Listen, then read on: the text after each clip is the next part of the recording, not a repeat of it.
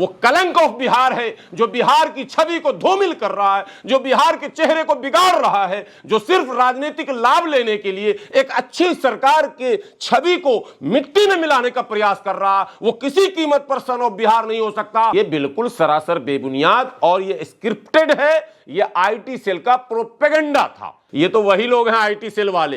एक हिंदू और मुसलमान से अगर जमीन का झगड़ा हो जाए, दुकान का झगड़ा हो जाए, मकान का झगड़ा हो जाए, लेन देन का झगड़ा हो जाए तो उसको हिंदू मुस्लिम राइट बना देते हैं। बेबुनियाद बात है कि बिहार के सिर्फ मजदूर ही तमिलनाडु में, बिहार के कारोबारी भी तमिलनाडु में, बिहार के बहुत सारे नौकरशाह भी तमिलनाडु में हैं। सरवर साहब, तमाम सोशल मीडिया प्लेटफॉर्म पर यह खबर वायरल की जा रही है कि तमिलनाडु में बिहारी जो वहाँ काम करने जाते हैं, बिहार के जो मजदूर हैं, उनको लेकर मारपीट का मामला सामने आ रहा है। पूरा मामला क्या है? इस मामले को लेकर पत्रकार का भी एक नाम आया। सबसे पहले बिहार के लोगों को, उत्तर भारत के समस्त लोगों को, जिन राज्यों के मजदूर तमिलनाडु, केरल और तटीय क्षेत्रों में काम करते हैं, और एक गलतफहमी निकाल देने की है कि सिर्फ मजदूर काम करते हैं। ये बिल्कुल सरासर बेबुनियाद बात है कि बिहार के सिर्फ मजदूर ही तमिलनाडु में, बिहार के कारोबारी भी तमिलनाडु में, बिहार के बहुत सारे नौकरशाह भी तमिलनाडु में हैं, बिहार के बहुत सारे पंडित और मौलाना भी हैं जो वहाँ मंदिरों में, मस्जिदों में इमामत कर रहे हैं, मदरसे में पढ़ा रहे हैं। सारे सेक्शन के लोग हैं, व्यापारी वर्ग भी हैं।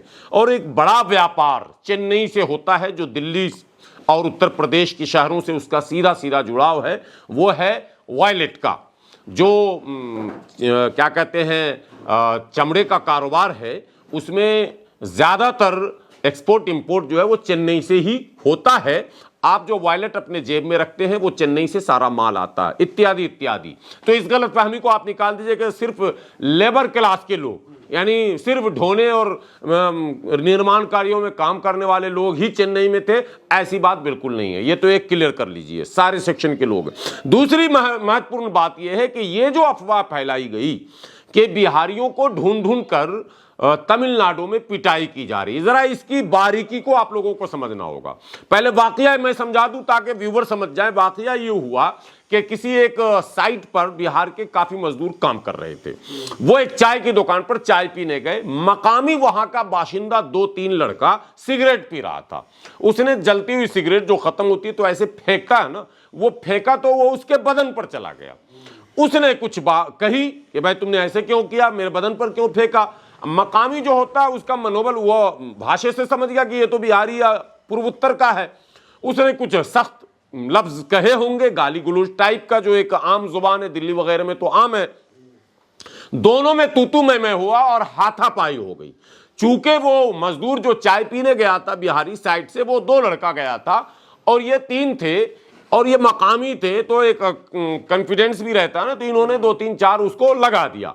वो लौटकर वहां से गया और साइट पर आपको पता है कि होलसेल रेट से दर्जनों मजदूर होते हैं, सैकड़ों भी होते हैं। तो ये अपने साथियों से इसने बताया कि मेरे साथ ऐसा ऐसा हुआ। तो इसके साथी बोले चलो जरा देखता हूं, उससे भी निमटता हूं। तो फिर बिहारी मजदूरों का एक जत्था निकला और उसने ढूंढकर फिर उसकी पिटाई कर दी। अब इतना सा मामला था, इसमें पुलिस फिर आ गई। दोनों के बीच अब पुलिस आ गई। अब यह हो गया जी कि ठीक है, लड़ाई झगड़े का जो मुकदमा होता है वो सिलसिला चल रहा। वो एक आम बात है, जनरल मामला है। दिल्ली में हो, बंबई में हो, मैं कहता हूं गांव में हो, गांव में भी इस तरह के झगड़े होते हैं। इसको ये इशू बनाना कि ये राष्ट्रीय मुद्दा बन गया जी, बिहारियों का अपमान हो गया जी, ये बिल्कुल सरासर बेबुनियाद और ये स्क्रिप्टेड है। ये आईटी सेल का प्रोपेगेंडा था। अब हुआ यूं कि वहां पर कुछ सोशल मीडिया यूजरों ने अपने सोशल साइट्स पर डाला कि बिहारियों पर तमिल के स्थानीय लोग जो हैं वो हमले कर रहे हैं। 1-2 फर्जी वीडियो जो आप देख रहे होंगे कई सालों से यूट्यूब पर और फेसबुक पर गर्दिश में है। किसी में अब अभी पंजाब में एक मामला हुआ था, क्या कहते हैं, जिसमें एक उंगली काट दी गई थी। उस वीडियो को भी यहां से जोड़ दिया गया। और झारखंड में कोई एक मामला लिंचिंग का हुआ था जिसमें पिटाई 3-4 लड़के एक की कर रहे थे। उस वीडियो को भी इससे जोड़ दिया गया कि ये तमिलनाडु का वीडियो है जी, और यहां देखिए बिहारियों को पीटा जा रहा। इस तरह से कई वीडियो शेयर किया।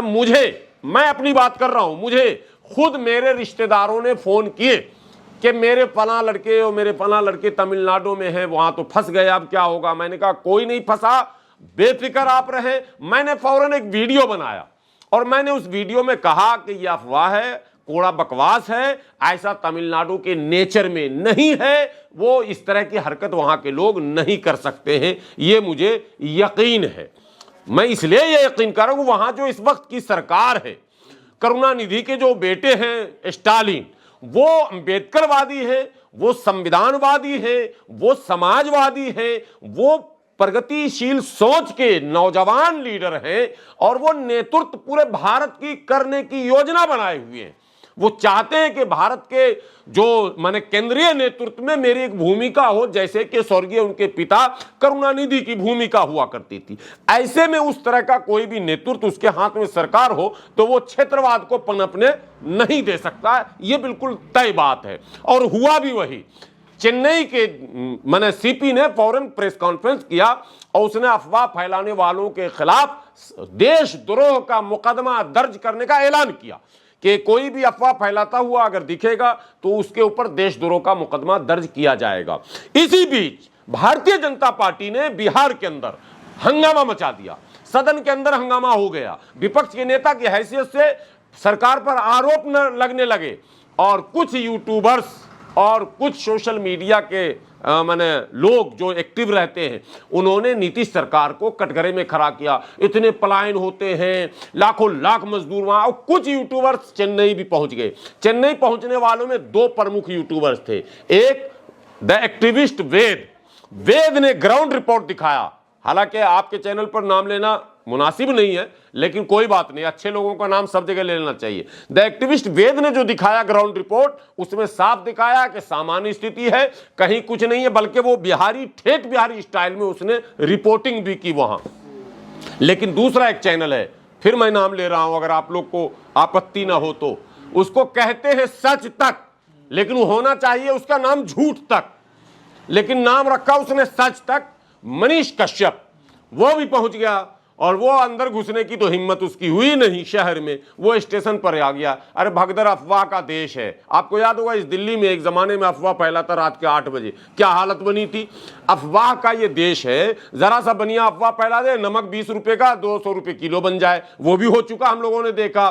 तो इसी तरह के अफवाह में भगदड़ मचा। बेचारा बिहारी मजदूर काम धाम छोड़ के, ठेकेदार के यहां पैसा छोड़कर, कंपनी में पैसा छोड़ के स्टेशन पहुंच गया। स्टेशन पर भीड़ लग गई, गाड़ी तो वही है स्पेशल।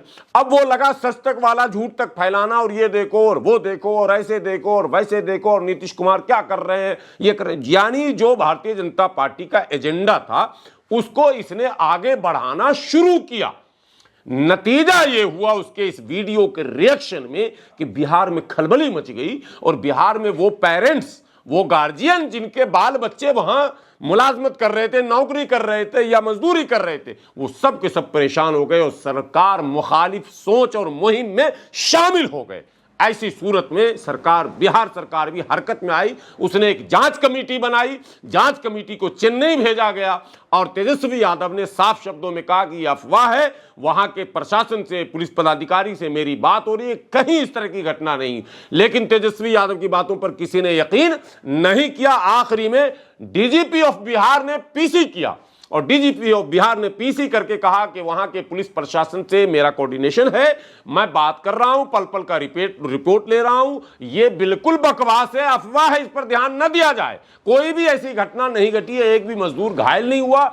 और ये देखिए कि जब ये झूठ तक वाला था, मैं बार बार झूठ तक बोल रहा हूं, लोग समझ रहे होंगे, ये तो झूठ तक वाला। मजदूरों से पूछ रहा, आपको किसी ने मारा? मजदूर ने कहा नहीं, हमें नहीं मारा। तो फिर आप, हमारे पड़ोस में मारा, समझ। फिर दूसरे से पूछा, आपको मारा? नहीं, हमारे रिश्तेदार ने फोन किया। यानी अजीब मामला, कोई चश्मदीद वहां मिल नहीं रहा है जो ये कहे कि मेरे सामने क्षेत्रवाद की बात करके, देखिए मारपीट तो होता रहेगा, लेकिन ये कह के कि तू बिहारी है इसलिए तुझे मारूंगा, तब तो माना जाएगा कि एंटी बिहारी कोई माहौल है। अगर कोई आपस में झगड़ा लड़ाई, ये तो वही लोग हैं आईटी सेल वाले, एक हिंदू और मुसलमान से अगर जमीन का झगड़ा हो जाए, दुकान का झगड़ा हो जाए, मकान का झगड़ा हो जाए, लेन देन का झगड़ा हो जाए, तो उसको हिंदू मुस्लिम राइट बना देते हैं। ये अरे भाई, दो व्यक्ति है, समाज है, उसी में हिंदू है, उसी में मुस्लिम है, उसी में सिख है, उसी में अगड़ा है, उसी में पिछड़ा है। हो सकता है लेन देन, उठ बैठ, जमीन जायदाद, घर द्वार, गरीब मोहल्ला, सड़क, कुछ भी झगड़ा हो सकता है। स्कूल में दो बच्चे, एक ही स्कूल में सब पढ़ रहे हैं, हिंदू मुसलमान, अगर दो बच्चों में झगड़ा हुआ, झगड़ा क्रिकेट को लेकर हो रहा, झगड़ा फुटबॉल को लेकर हो रहा, झगड़ा हॉकी, और या फिर एक बात मैं कहूं, व्यूवर हंसे नहीं, झगड़ा लड़का लड़की के चक्कर में हो रहा, लेकिन चूंकि झगड़ने वाला एक मुस्लिम नाम का और एक हिंदू नाम का है, यह आईटी सेल एक्टिव हो जाती है और उसको हिंदू मुसलमान का झगड़ा बता देती है। यह हिंदू मुसलमान का झगड़ा नहीं होता, यह दो व्यक्ति के लेन देन का झगड़ा होता है, दो व्यक्ति के जमीन का झगड़ा होता है, दो व्यक्ति के मकान का झगड़ा होता है। तो ये अफवाह जो है इस मुल्क में लोगों को नुकसान देता है, इससे बचना चाहिए। अब आपको एक बड़ी खबर दे दूं देश के लोगों को कि बिहार पुलिस ने एक सराहनीय काम किया है। इस तरह के ट्वीट करने वाले, इस तरह के फेसबुक पोस्ट करने वाले और इस तरह के चैनल पर न्यूज चलाने वाले, जो अपने आप को कहता था मैं बिहार का नंबर 1 का चैनल हूं और मैं सच बोलता हूं, झूठ तक वाले मनीष कश्यप पर सन ऑफ बिहार भी कहता था, हालांकि वो कलंक ऑफ बिहार है, मैं नया नाम दे रहा हूं। वो कलंक ऑफ बिहार है, जो बिहार की छवि को धूमिल कर रहा है, जो बिहार के चेहरे को बिगाड़ रहा है, जो सिर्फ राजनीतिक लाभ लेने के लिए एक अच्छी सरकार के छवि को मिट्टी में मिलाने का प्रयास कर रहा है। वो किसी कीमत पर सन ऑफ बिहार नहीं हो सकता, वो कलंक ऑफ बिहार है और उस पर बिहार पुलिस ने मुकदमा दर्ज किया है। बिहार पुलिस को गुलाम सरवर की तरफ से ढेर सारी बधाई। ऐसे ही कदम उठाइए आप, ताकि ऐसे लोगों पर लगाम लगना चाहिए। जो लोग, आपको बता दूं, जो मुकदमे दर्ज हुए हैं उसमें 4-5 नाम हैं, उसमें इस झूठ तक वाले का भी नाम है। पहला मुकदमा जो नामजद हो गया, अननाउन भी हुआ है, लेकिन नामजद मुकदमे में प्राथमिकी जो निम्न व्यक्तियों को जांच उपरांत नामजद किया गया है, उसमें अमन कुमार है, एक राकेश तिवारी है जो प्यारा न्यूज करके चलाते हैं, और एक युवराज सिंह राजपूत हैं, और एक साहब मनीष कश्यप कलंक ऑफ बिहार है। इनके ऊपर मुकदमे दर्ज हुए हैं और धारा भी सुन लें। मैं फिर बधाई देता हूं बिहार पुलिस को इसके लिए, और बिहार सरकार को भी, और तमिलनाडु की सरकार को भी बधाई देता हूं, जो आपने इन तमाम अफवाह गिरोह का पर्दाफाश किया है। इसके लिए इन पर मुकदमा दर्ज हुआ है 153, 153A, 153B, 505B, 505C, 468, 471, 120B, इतने धाराओं में ये कलंक ऑफ बिहार पर मुकदमा दर्ज हुआ, जिसको आप मनीष कश्यप कहते हैं। और दिल्ली पुलिस, बिहार पुलिस इन लोगों को ढूंढ रही है। उसमें 2 व्यक्ति गिरफ्तार हो चुका है, एक व्यक्ति फरार, जो ये 2 चल रहा, उसमें एक मनीष कश्यप भी फरार है, जो दिल्ली के आनंद विहार टर्मिनल में कल घूमता हुआ दिखा है। बिहार पुलिस से विनती है कि वो दिल्ली में छापेमारी शुरू करे और जितनी जल्दी हो ये कलंक ऑफ बिहार को, झूठ तक के संपादक को फौरन गिरफ्तार किया जाए, ताकि बिहार की छवि को धूमिल करने का दोबारा कोई साहस न कर सके, कोई हिम्मत न कर सके। बिहार की इस छवि को, जो कि पूरे भारत में बिहार को लेबोरियस मैन, ईमानदार के नाम पर, कम पूंजी पर कैनात और सब्र करने वाले के नाम पर जाना जाता है। पंजाब में बिहार के मजदूर जाते हैं, हरियाणा में बिहार के मजदूर जाते हैं, दिल्ली में बिहार का एक बहुत बड़ा मैन पावर सेक्शन है। आप बिहार को इस तरह से बदनाम कर रहे हैं, ये बिल्कुल बर्दाश्त नहीं किया जाएगा। इसलिए ये कलंक ऑफ बिहार को जितनी जल्दी हो बिहार पुलिस गिरफ्तार करे। पहली बार थोड़ा ही हो रहा है बिहार वासियों के साथ, मजदूरों के साथ। ये पहले महाराष्ट्र में नहीं होता था, गुजरात में नहीं हुआ था।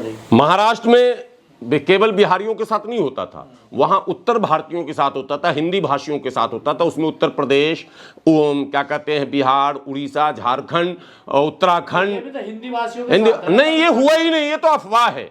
महाराष्ट्र में जो होता था उसका एक लीडर होता था, जिस लीडर का नाम होता था कौन ठाकरे, उद्धव ठाकरे का भाई राज ठाकरे, जिसके नसीब में बेचारे के राज ही नहीं आज तक है, नाम राज ठाकरे। राज ठाकरे सत्ता प्राप्ति के लिए क्षेत्रवाद को बढ़ावा देता था, वो सफल नहीं हुआ, जनता ने उसे विफल कर दिया।